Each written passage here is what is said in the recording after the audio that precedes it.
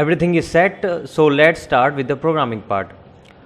Before we start writing program, first thing we need is a programming environment.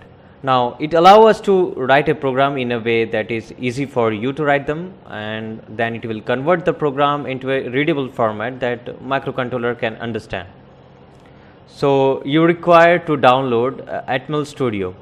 You can visit Atmel's official website and download it from there. They will ask you for registration. After registration, then you can download it. They also has a tutorial on how to download and install the Atmel Studio, and also tutorial on how to use it. So after downloading and installation, open Atmel Studio. First thing we have to do is to create a new project. You can do this by clicking over here or go to File, Project, select C, C++, GCC, C executable project, give the name for your project,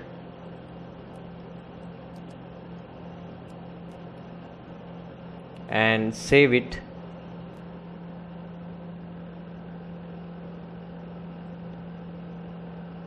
Click on OK.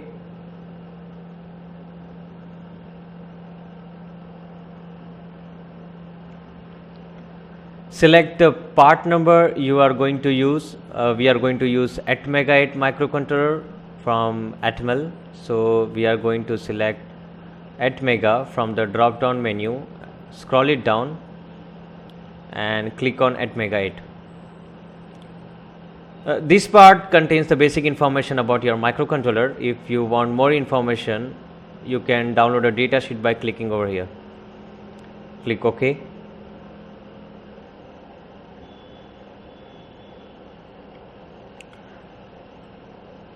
When you create a new project, it will IDE generate automatically this skeleton code. Now we are going to use this skeleton code in all the program for all the tutorials. Let's see what they have generated. Now this part which is written in green color are called comments. Now I will explain in a while what these comments are. So I will delete it first. Now the first line we are going to write or gonna put in all the programs is called the include statement for avrio.h. That is a header file. The one which we are writing now is called .c file. This one is the header file. Now these header files or library files contain lots of code that we don't have to write. It also contains information and definition for the AVR line of microcontroller. Then comes the main routine. This is the main routine. These main routines are the entry points for the program. These are the main part where the actual execution starts. I would like to introduce how to make notes in the programming, and this is really important concept to provide information in the programming that won't be used in the running of the program, but will inform you how you wrote it and why you did certain things in the program.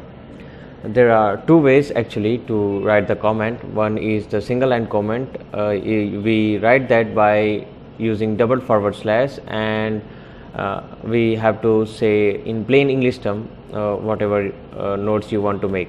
For example, I will write a comment on the top of this page explaining what you should expect in this page. So I will write the name of the robot which we are making, single sensor obstacle avoidance robot. So these programs are these lines comments are in the program file, but that won't be used in generating the .hex file which we upload to our microcontroller. So these are single line comments. If you want multiple line of comment, you can use these forward slash asterisk and close your line with the asterisk forward slash. So you can write any number of line of comment between these two tags. For example, line 2,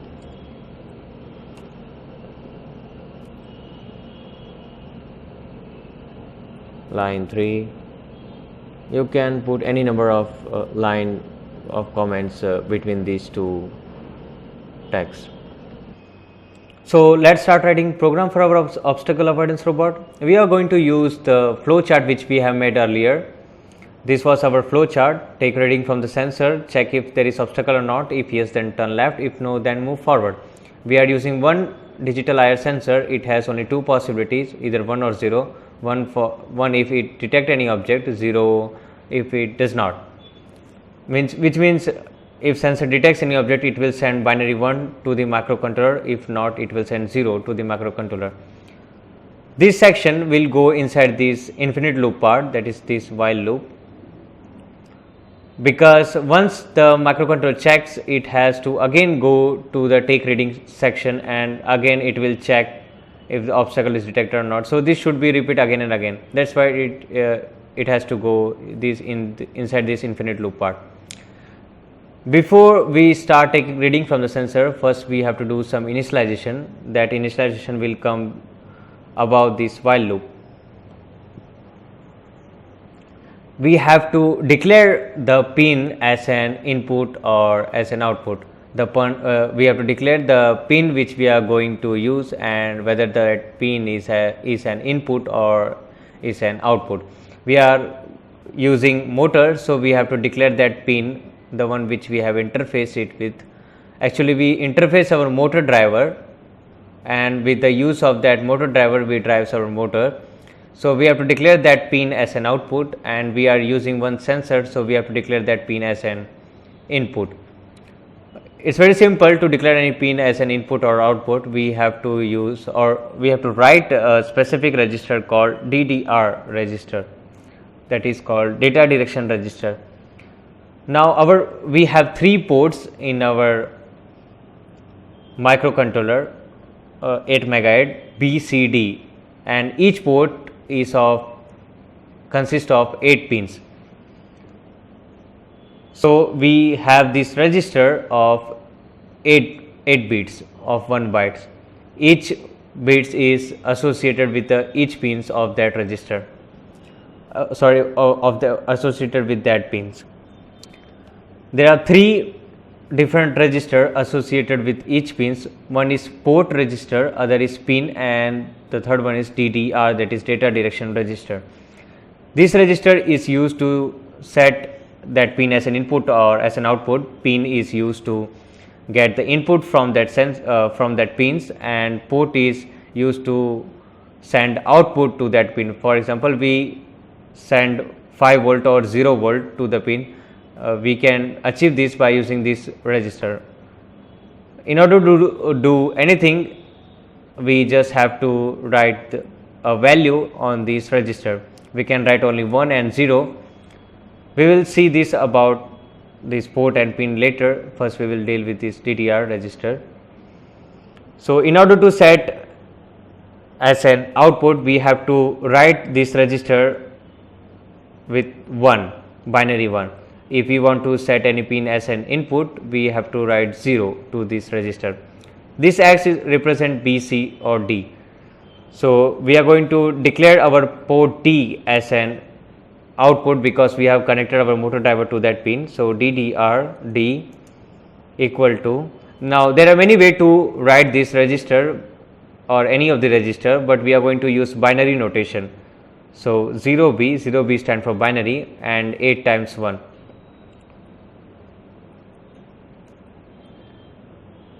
Then we have to end this block or line with semicolon. We have written 8 times 1 because we have set all the pins of the port D as an output. The first pin, that is in binary, we start our indexing with 0. So we have to count 0 to 7. The 0th pin is this one, the most right hand side. Then comes the 1, 2, 3 till 7, 0 to 7, so total 8 pins. We will make a small note, setting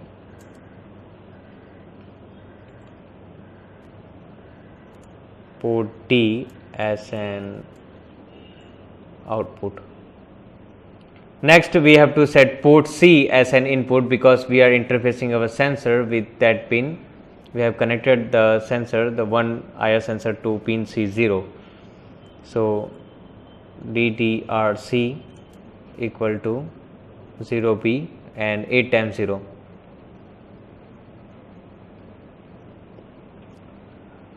In 8 MHz, port C has only 7 pin, that is from 0 to 6. So we have to delete that, the most left hand side, that is 8 pin. It is okay if you write that, but remember not to take any input or output from that pin because we don't have that pin in 8 MHz. We'll note setting port C as an input. Perfect, we are done with the initialization. Next thing we have to do is to create a variable because we are going to take a reading from the sensor and use that value. So on the basis of that value we are going to make a decision. If 1, then turn left, if 0, then move forward. So we have to create a variable. Now variable is like the one which we use in math. It is used to store the value and its value can be changed, so that's why its name is variable. In order to create a variable, first thing you have to write is the data types. Now data types define what kind of data you're going to store in that variable. We are going to store either 0 or 1, both are the numbers and also the positive number. So the data types we are going to use is integer, that is I and T. Now this integer data types can store both positive and negative value, but not the fraction value, the one which we have, one with the decimal point. So it will do because we are going to use 0 and 1, both are number without decimal. So int, now we have to give the name for our variable. You can use numbers or you can use letters, capital or small and underscore. So we will give name sensor. So we have defined a variable called sensor, which name as sensor, and it's of data types int. So it can store the value positive or negative numbers. Now when you define this line, we define a variable, memory is or object is created. Now the size of that object depends upon the data types you are using. We are using int, so it will be of 2 bytes or 4 bytes depending upon your system. In my system it's of 4 bytes. If we see our memory layout, now each block represent 1 bit. So you can store either 1 or 0 inside each blocks. 1 byte consists of 8 bits. So here in my system int is of 4 bytes, so in total 32 bits. So when you define this variable, all these 32 bits will be named as word sensor, that is variable sensor. We are going to write all these inside the infinite loop section. So our first part would be taking reading from the sensor. So we are going to put some value inside the sensor, the variable which we have declared, sensor equal to. If you want to take input, you have to read it from the register called PIN, pin. Depending on the pins you are using, you can write pin C, pin A, pin B, anything. So we are going to take input from the sensor which we have interfaced with pin C0. So we are going to read from the pin C register and mask it with the value, so that we will get the input from only one pin, that is pin C0, 0B.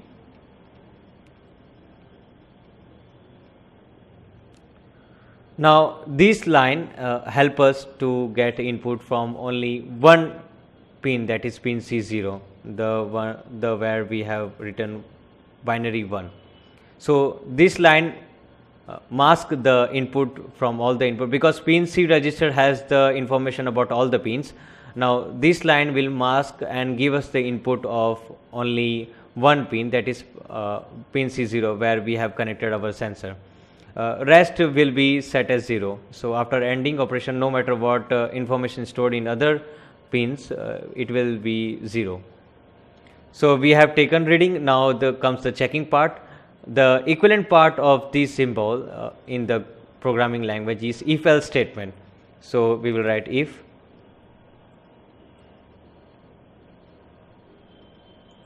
else.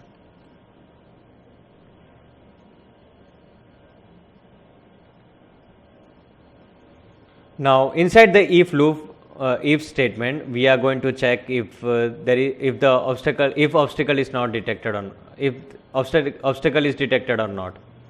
So the way to check this is by writing sensor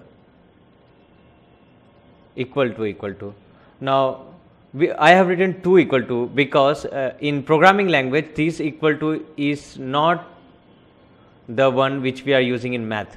The one which we are using in math is this, we have to write 2 times equal to. This one is called assignment operator because we assign something to left hand side. So we will check if the obstacle is detected or not. We are going to write this statement in the if statement. So we have to check if the sensor is sending 0 or not. So 0B 7 times 0. So this will check if the sensor is sending 0 or not. If this condition is satisfied, then if statement will run block of code which is inside these braces. So for no, we have to move our robot forward. So we have to send, as I have said, if you want some voltage across IO pins, you have to use a register called PORT port. So we are going to write on that register port D because our motor driver is interfaced with the port D, equal to 0B 100100. So this when you write this to port D, our motor will move forward.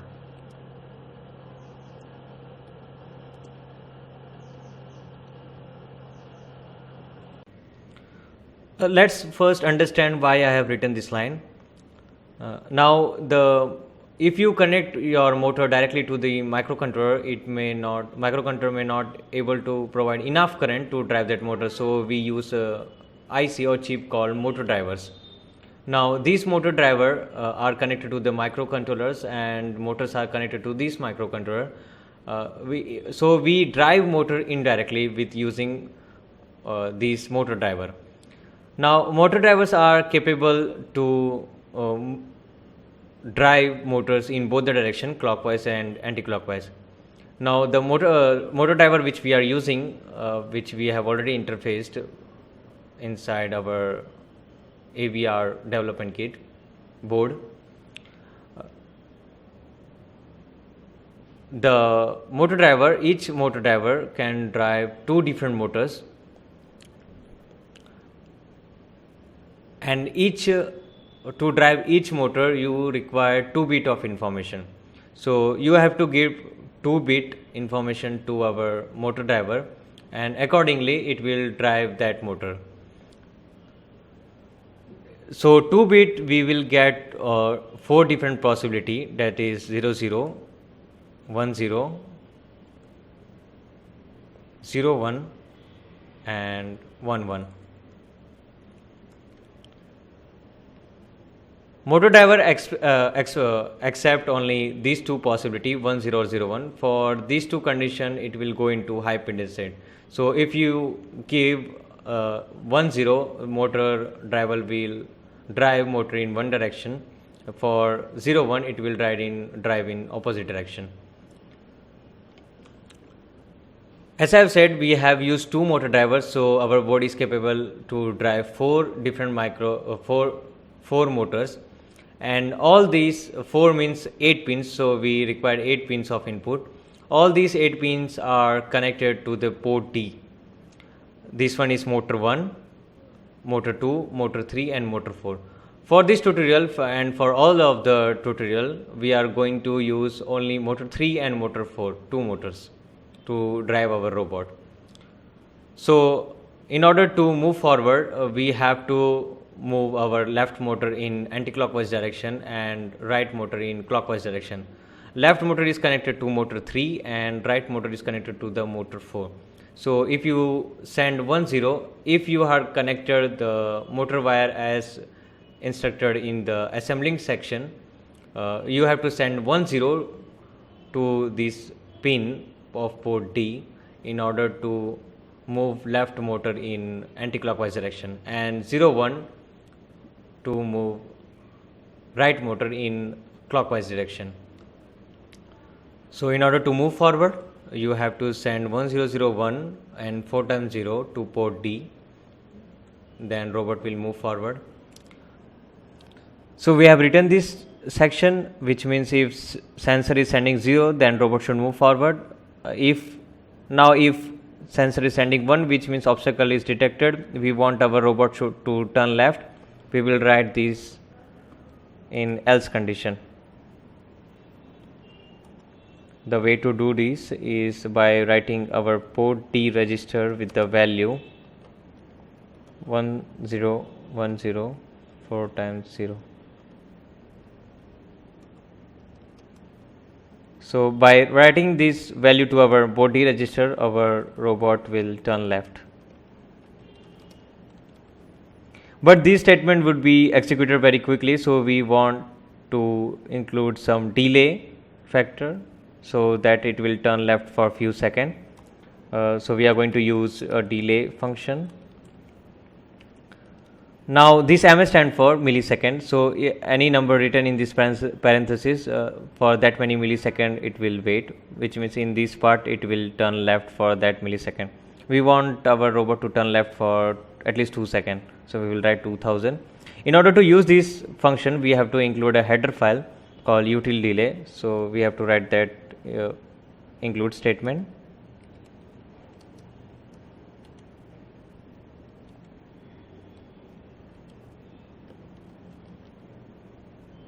Util delay.h. Now this header file should know at what clock frequency our CPU is running, of our microcontroller CPU is running. So we are using our microcontroller at 12 megahertz, so we have to define that 12 megahertz, 12 then followed by 6 times 0 UL stand for unsigned long. So everything looks perfect to me. Let's build our project by clicking on this. Okay, our program successfully compiled. Let's upload this program to our microcontroller.